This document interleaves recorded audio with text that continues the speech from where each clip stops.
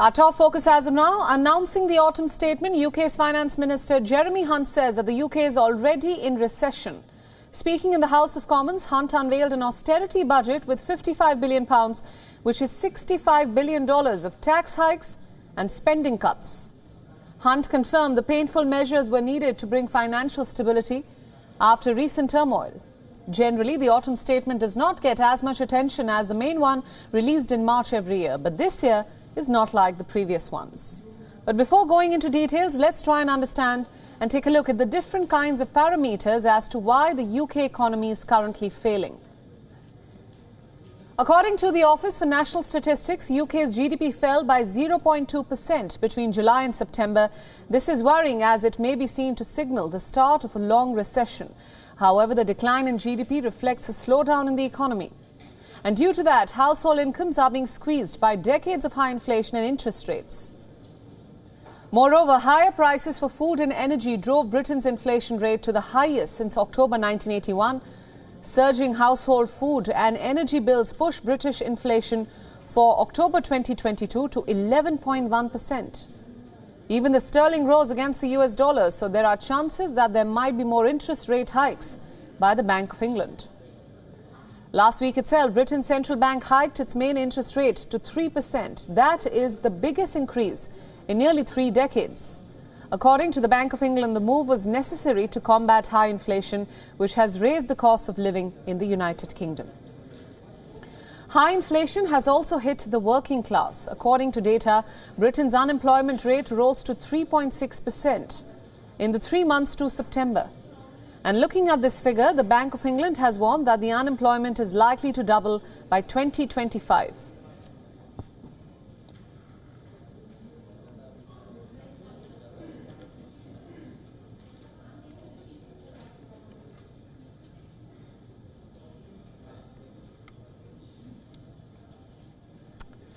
Now, to understand the struggles of the UK economy, joining us now is Jonathan Liss from London. He's a journalist and the Deputy Director of the think tank British Influence. Jonathan, thanks for joining us on WION. Hi. So it seems that we are, of course, awaiting the announcements, but it seems that the UK is headed for a recession. That's what Jeremy Hunt has said. We're already talking about a crippling cost of living crisis, especially ahead of the festive or the holiday season. How are the British people reacting to this? I think there's general confusion about what has happened in Britain in the last couple of months, because no one was talking about austerity or tax rises or spending cuts until last month. Obviously, we've known that we are in a cost of living crisis with inflation rising, but this idea that suddenly we're now going to be in recession is new, and the Bank of England is predicting that it could be the longest recession in modern history. So I think that there's general confusion about how this has happened and what the government is going to do about it.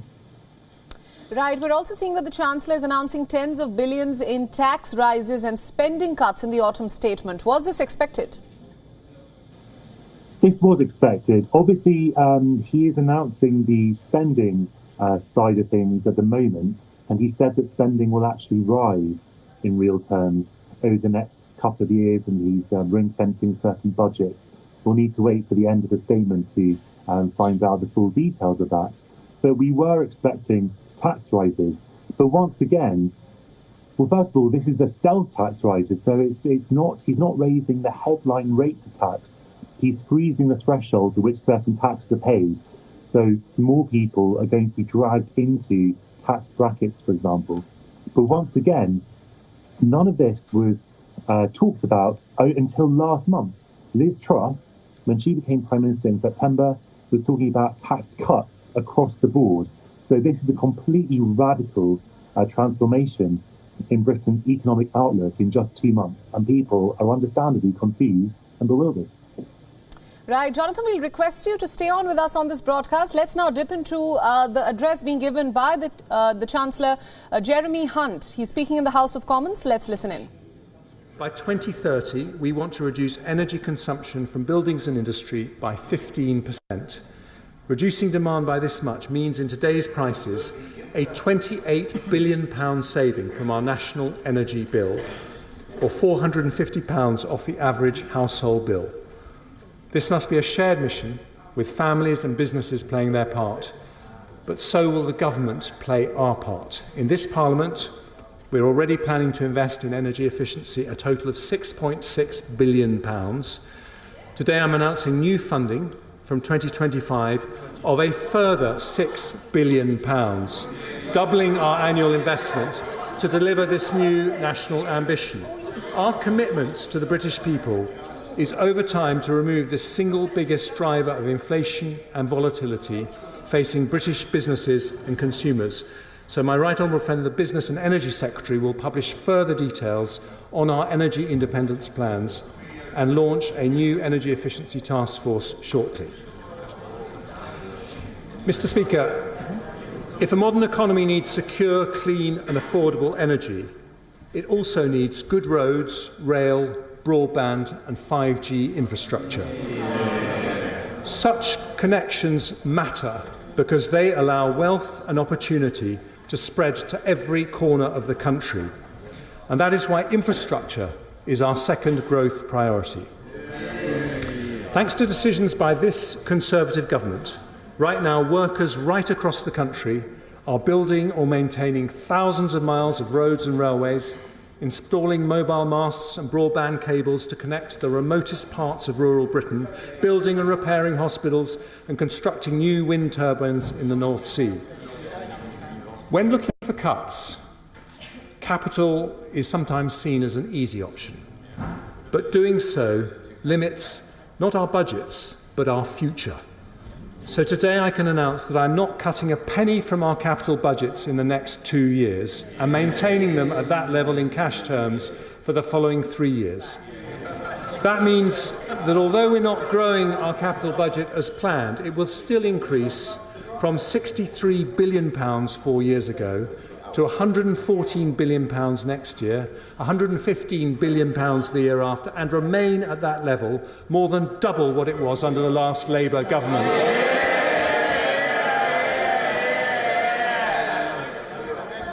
Smart countries build on their long-term commitments rather than discard them. So today I confirm that because of this decision, alongside Sizewell C, we will deliver the core Northern Powerhouse Rail, HS2 to Manchester, and East-West Rail, and the new hospitals programme, and gigabit broadband rollout.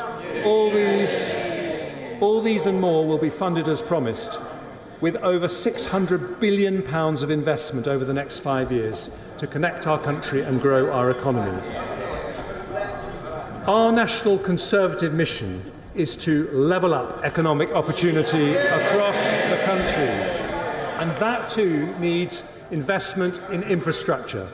So I will also proceed with round 2 of the Levelling Up Fund, at least matching the £1.7 billion value of round 1. We'll also drive growth across the UK by working with the Scottish Government on the feasibility study for the A75, supporting the Advanced Technology Research Centre in Wales and funding a trade and investment event in Northern Ireland next year. But to unlock growth right across the country, we need to make it easier for local leaders to make things happen without banging on a Whitehall door. Our brilliant mayors, like Andy Street and Ben Houchin, have shown the power of civic entrepreneurship. We need more of this inspirational local leadership. So today I can announce a new devolution deal that will bring an elected mayor to Suffolk and deals to bring mayors to Cornwall, Norfolk and an area in the North East to follow shortly. We're also making progress towards trailblazer devolution deals with the Greater Manchester Combined Authority and West Midlands Combined Authority, and soon over half of England will be covered by devolution deals. Taken together, that £600 billion investment in our future growth represents the largest investment in public works for 40 years. So our children and grandchildren can be confident that this Conservative government is investing in their future. energy and infrastructure. Right, let's now go back to our guest, Jonathan Liss, a journalist who is still with us on this broadcast from London, to put Jeremy Hunt's statements into some kind of context. He says there will be more money available for schools. The NHS will also receive extra money in the next 2 years. There's some kind of energy independence plan that he spoke about. Is this nearly enough? Well, obviously, we'll need to have a look at the precise figures. But what is clear is that public spending needs to rise above the levels of inflation in order to keep Britain afloat. And the other thing that we need in this country is additional migration. I don't think that Jeremy Hunt has discussed that in his speech, but we have a chronic labour shortage right now as a result of Brexit and COVID, when people went home to their home countries and didn't come back. And that is something the government's not prepared to talk about. But that is one of the reasons, one of the ways in which we can boost growth in the next few years. And the government just doesn't want to talk about it. Right. This term energy independence, I want to talk more about it. You know, he says that there is a need to change our approach to energy. Over the long term, there is only one way to stop ourselves from being at the mercy of international gas prices. Energy independence combined with energy efficiency. Can you discuss that, please? Well, obviously, it's become apparent across Europe that following Russia's invasion of Ukraine, we were too exposed to Russian oil and gas. And so countries across Europe are talking about how they can become energy independent, energy autonomous, so they import less oil and gas from Russia and ideally produce more of it themselves. Now, obviously, for some countries, that's not possible. But it shouldn't be impossible in Britain, which has a massive oil and gas resources in the North Sea. And yet, for some reason, we still import vast amounts of our energy. So this is a question about energy production, but also energy storage, because Britain, the British government, sold off a lot of its storage capacity in the previous decade, which has meant that we're far less resilient in terms of energy and that we're far more exposed to international prices. So that is something that I would expect the government to be looking at, in addition to building up our green energy credentials, which is a long-term goal shared across the world, which is necessary to achieve our climate aims. Right, Jonathan, thank you so much for all those inputs. We'll, of course, continue to track more statements coming from the UK Chancellor. Thanks for joining us on WION. Thanks. WION World is now available in your country. Download the app now and get all the news updates on the move.